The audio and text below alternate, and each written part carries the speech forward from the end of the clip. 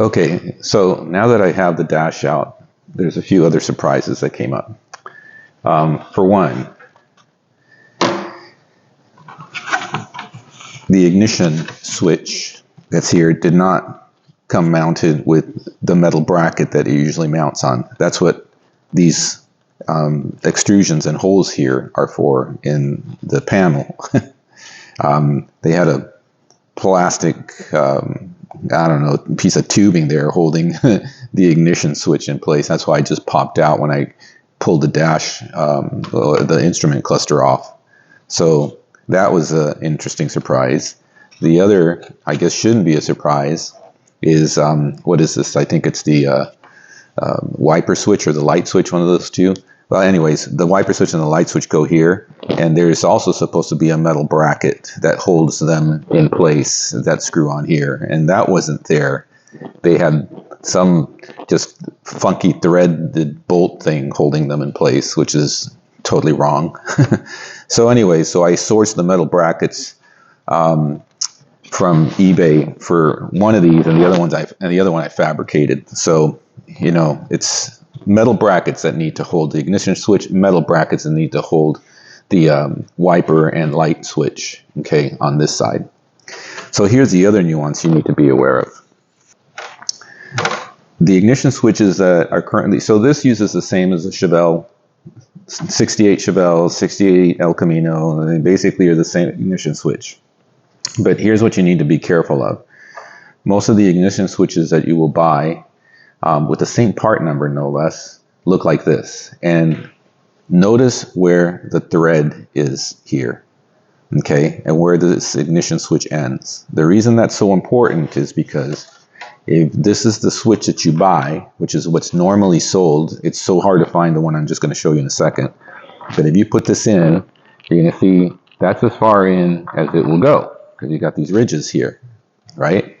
So what does it look like on the other side? This is why I thought the whole ignition switch was kind of wonky. It was all pushed in, because on the other side, you're going to see that the cylinder here ends deep inside this.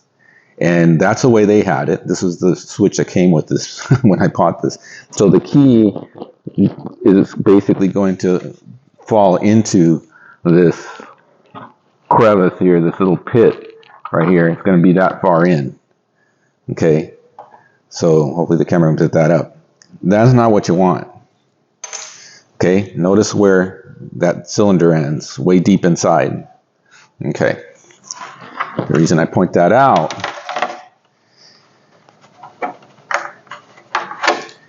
okay, that's the one that came with this thing. This is the one you want. Okay, for some reason they have the same part numbers, but they are different, as you can see.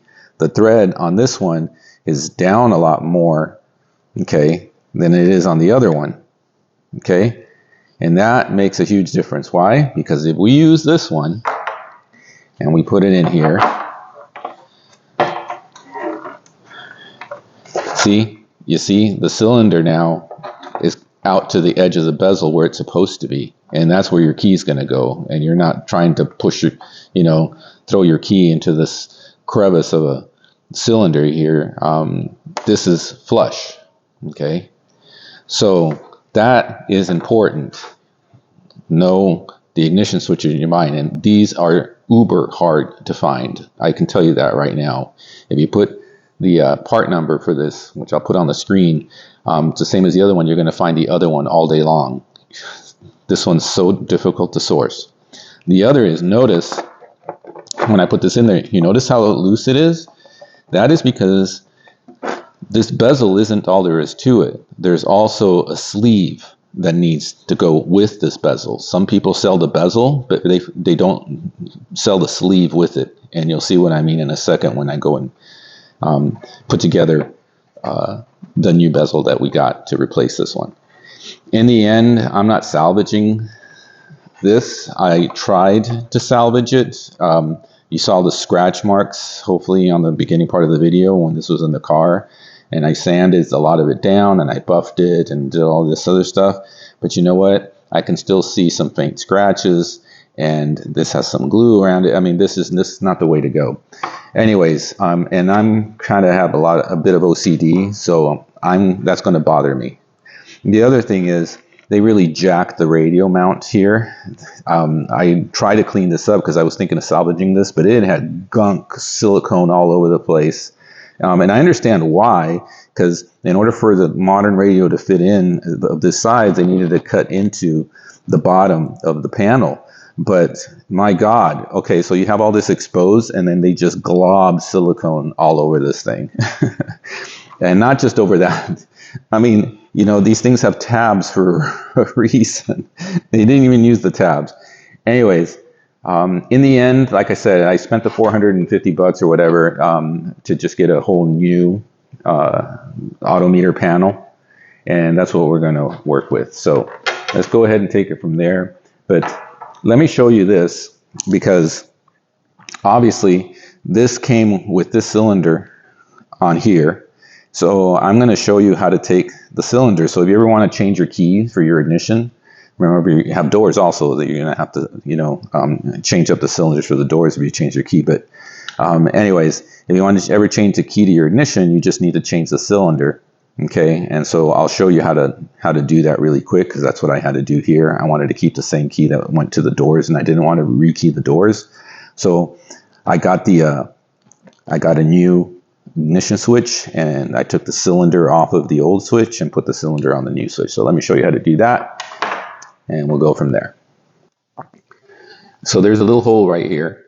Okay, and I have a screwdriver. You can do a safety pin or whatever, but the screwdriver fits in just perfectly. That hole will line up with a little tiny little push button thing right here. Okay, that'll release the tumblers. So the first thing you want to do is line up that hole with that, and the way you do that is turn the key all the way to the left. Usually it's your accessory mode that's all the way to the left. Okay, so when you turn all the key all the way to the left, that little hole will line up with that little pin, that little push pin right there. So you stick your screwdriver or safety pin or whatever, and you can feel that push pin being pushed down. There's a little spring there. Okay, so you can feel that push pin being pushed down. Okay, so if you do that, push the little push pin down, then you can turn the key a little more to the left now. It's hard to do this with the camera in this. So then you can turn the key to the left now, and it'll release that little pin being pushed all the way down, releases the tumblers. So now if you released all the tumblers, it'll allow you to turn that key more to the left than it was when you put it in the accessory mode, and this will slide right out. Okay, and you can see how that works. You know, obviously the little hole allows the screwdriver here to go through, and then here the screwdriver is going to push that little pin down and release the tumblers. Okay, so that's the key, pushing this down, allowing you to turn the key further to the left, and then the cylinder will pop right out. Okay, so continuation of the ignition assembly here. So I got the bezel today, and the bezel has a smooth area here at the bottom. So obviously that's not gonna just work on its own. That's because you also needed this insert, and this insert has little ridges on the outside here. That's gonna go inside the bezel, and there's a little lip right here, so it's going to insert all the way up to that lip. And then this side, after that's inserted, is going to screw in. Now, as far as getting this in, the problem here is that this insert is a little too big. It just barely slides in there. So what I'm going to do, and hopefully not damage it, some people take a Dremel and slice a little slice out, so that way it compresses a little bit. That might not be a bad idea, but I have this vise. I figure maybe putting a little bit of soap right here and putting this into the vise and closing the vise down might do that for us. But I don't want to take the risk of it getting jammed, or worse yet, cracking the bezel. These things aren't cheap. So I'm going to go ahead and do that route of cutting a slit into this with a Dremel. And that way it gives it a little bit more play.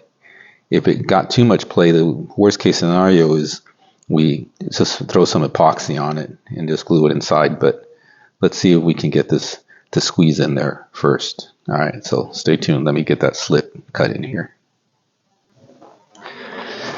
Okay, so now that I got this little slit cut in there, you got to be careful not to go too deep because you don't want to cut into the threads that you see there. So now what we're going to do is we'll use the vise here.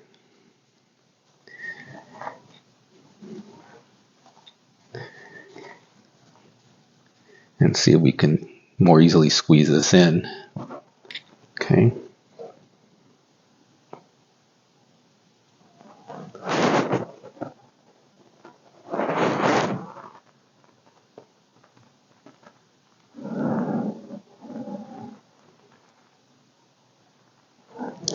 All right.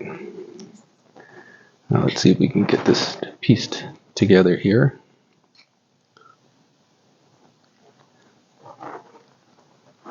You want to use these notches here, eyeball it on both sides to make sure this is going in straight.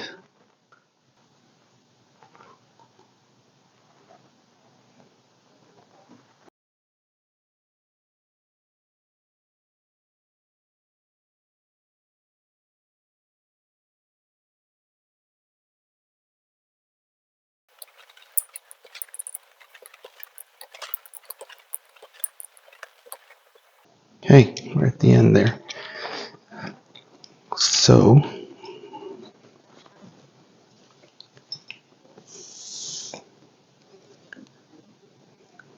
there we go.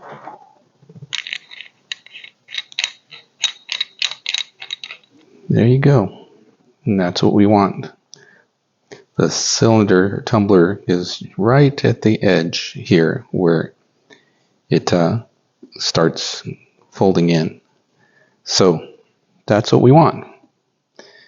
All right. So I think we're ready to attach this to the instrument dash and or the instrument panel. And yeah. All right. So stay tuned. That's how you do that.